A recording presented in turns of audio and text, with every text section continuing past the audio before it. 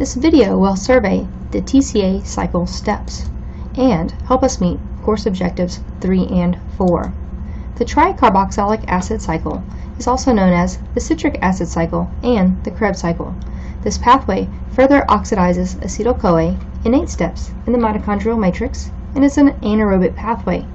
Each turn of the TCA can produce 1 molecule of ATP by substrate level phosphorylation.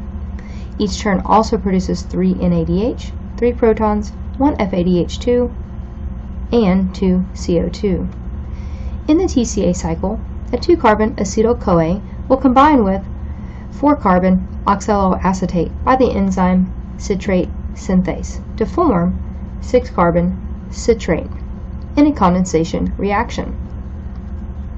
A conatase will isomerize citrate into isocitrate by a dehydration followed by hydration reaction to interchange hydrogen and hydroxide. Isocitrate is oxidized and decarboxylated by isocitrate dehydrogenase, releasing NADH, proton, and carbon dioxide to form 5-carbon alpha-ketoglutarate. Alpha-ketoglutarate is oxidized and decarboxylated by alpha-ketoglutarate dehydrogenase to release additional NADH, proton, and carbon dioxide, and form succinyl-CoA. Succinyl-CoA is an energy-rich molecule. Succinyl-CoA synthetase will cleave a thioester bond of succinyl-CoA and phosphorylate GDP to form GTP. GTP can readily transfer phosphate to ADP and form ATP. Additionally, this step forms succinate. Succinate is oxidized by succinate dehydrogenase to produce FADH2 and form fumarate. Fumarate is hydrated by fumarase to form L-malate.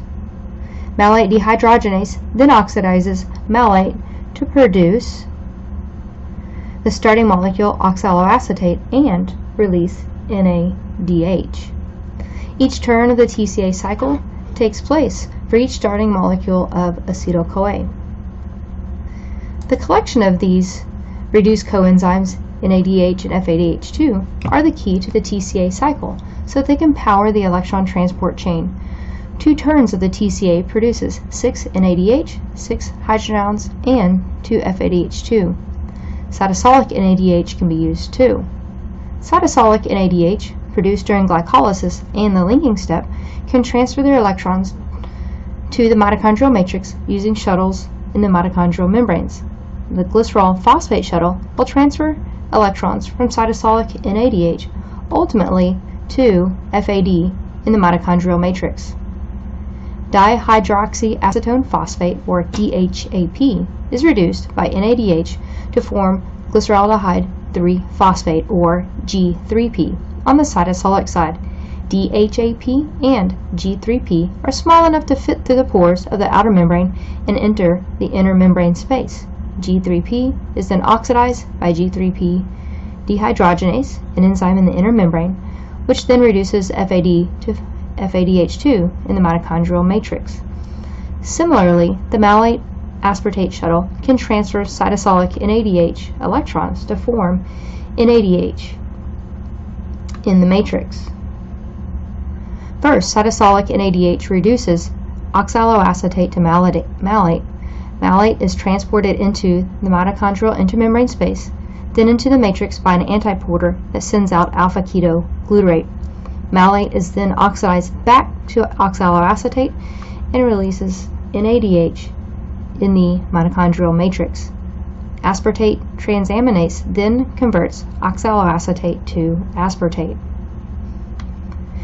In summary, the TCA cycle produces the most reduced coenzymes, and these coenzymes are transported into the mitochondrial matrix to power the next phase of cellular respiration.